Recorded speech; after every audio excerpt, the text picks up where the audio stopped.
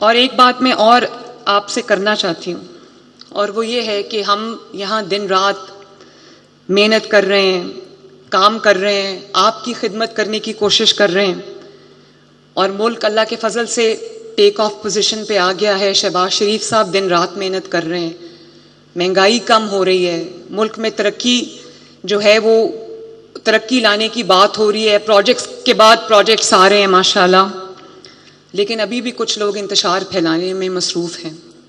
ہم کام کر رہے ہیں، دن رات محنت کر رہے ہیں، لیکن افسوس کی بات ہے کہ اپنی ذمہ داریاں پہچاننے کے بجائے کہ وہ اپنا جو فوکس ہے وہ اپنی ذمہ داریوں پہ رکھیں، اپنی خدمت میں رکھیں، اپنے صوبوں کے عوام کی خدمت میں رکھیں، ان کا پورا فوکس جو ہے وہ گالم گلوچ پہ ہے، گھراؤ، جلاؤ، آگ لگا دو، مار دو، مر جاؤ، پولیس والوں کے سر پھاڑنے پہ۔ تو میں صرف یہ کہنا چاہتی ہوں کہ میں کسی کی گالم گلوچ کا جواب نہیں دینا چاہتی، میری تربیت ایسی نہیں ہے، اور نہ میرے پاس وقت ہے ان فضول باتوں کا، اس فضول لینگویج کا جواب دینے کے لیے۔ اللہ تعالیٰ نے مجھے خدمت کے لیے یہاں پہ مامور کیا، گالی گلوچ کے لیے مامور نہیں کیا یہاں پر مجھے۔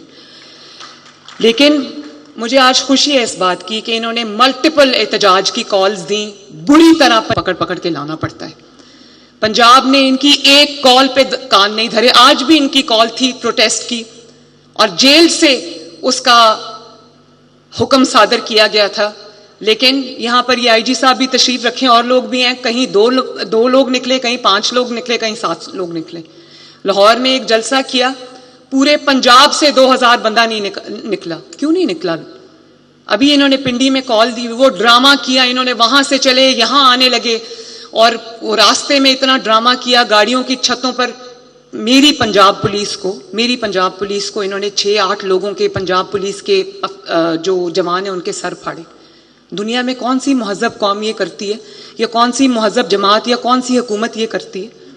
اگر آپ یہ سمجھیں گے کہ آپ ایک صوبے کے مقابلے میں دوسرے صوبے کو لا کے کھڑا کر دیں گے تو انشاءاللہ تعالی ہم پاکستانی ہیں، صوبے بعد میں ہم یہ انشاءاللہ ہونے نہیں دیں گے۔ اور لوگ کیوں انٹرسٹ نہیں لے رہے؟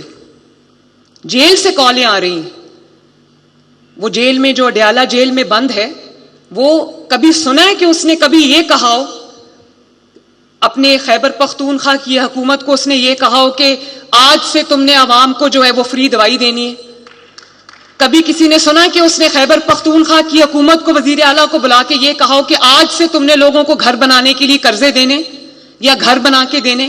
کبھی سنا کہ جیل سے یہ پیغام آیا ہو کہ تم نے دن رات جو ہے وہ عوام کا روٹی اور آٹا اور کھانے کی چیزیں سستا کرنے میں تم نے توجہ دینی؟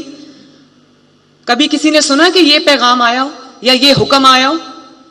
کیونکہ ٹریننگ نہیں ہوئی، ان کی ٹریننگ ہی اسی چیز میں ہوئی۔ لوگ کہتے ہیں سیاسی جو ایکٹیویٹی ہے وہ کرنے کی اجازت ہونی چاہیے، بالکل سیاسی ایکٹیویٹی کرنے کی اجازت ہونی چاہیے، مجھے کوئی اعتراض نہیں، میں سیاسی لوگوں میں سے ہوں اور میرا کام ہے۔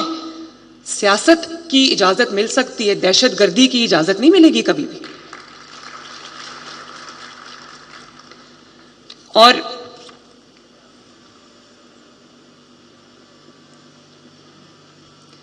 میں نے تو کبھی نہیں سنا کہ جیل سے کبھی پیغام آیا ہو کہ ہیلتھ کارڈ دے دو، جیل سے کبھی پیغام آیا ہو کسانوں کو کسان کارڈ دے دو، میں نے تو کبھی یہ باتیں نہیں سنی۔ ہمیشہ سنا ہے کہ وہاں پر آگ لگا دو، وہاں پہ گھراؤ کر لو، وہاں پولیس والوں کے سر پھاڑ دو۔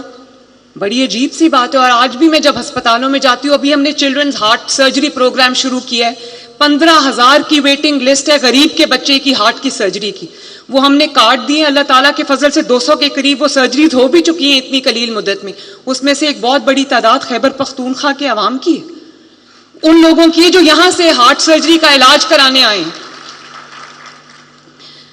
تو پنجاب کا دل بھی بڑا ہے اور ہم ایک ملک کے باسی ہیں۔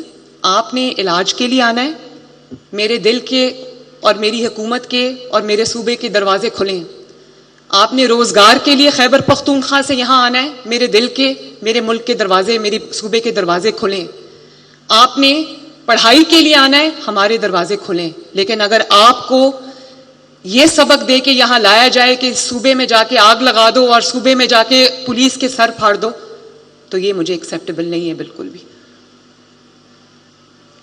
کہ یہ جو پنجاب کی پولیس کے جوان ہیں ان کی جانیں مفت میں آئی ہوئی ہیں.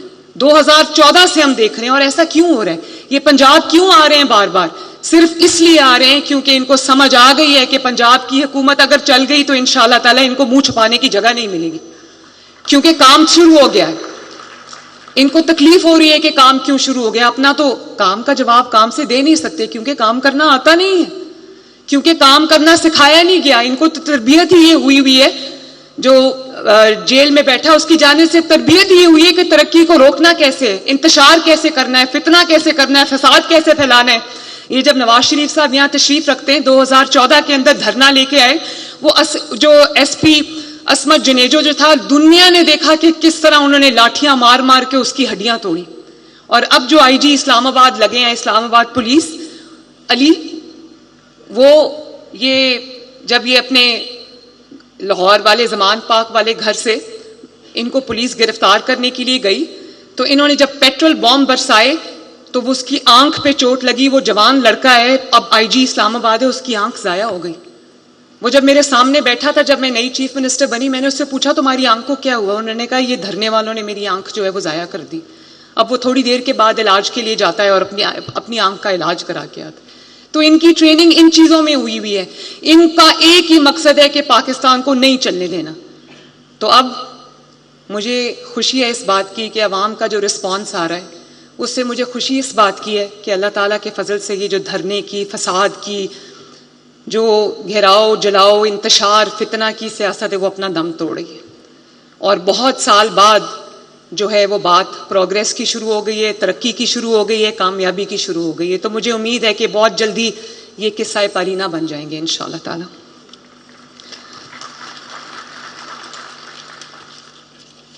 اور ابھی میں راستے میں جب اپنے آفس سے یہاں آ رہی تھی تو میں نے کلینکس آن ویلز دیکھا.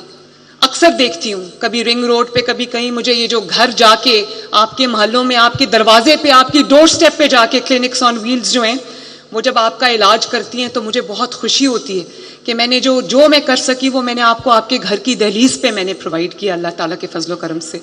اور آپ یہ بھی دیکھو، آج میں صبح ڈینگی پر میٹنگ کر رہی تھی. راولپنڈی میں ڈینگی کی جو وبا ہے وہ کچھ پھیلی ہے، تو انہوں نے مجھے بتایا کہ ہم نے بہت حد تک control in clinics on Wales کی وجہ سے کیا ہے، کیونکہ یہ گلی گلی، محلے محلے، گھر گھر جا رہی ہیں، اسکریننگ ہو رہی ہے لوگوں کی ماشاءاللہ.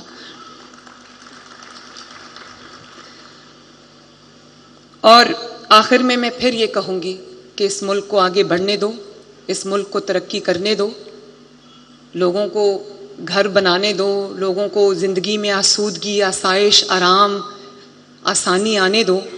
اس شعر کے ساتھ میں اپنی تقریر کو ختم کروں گی.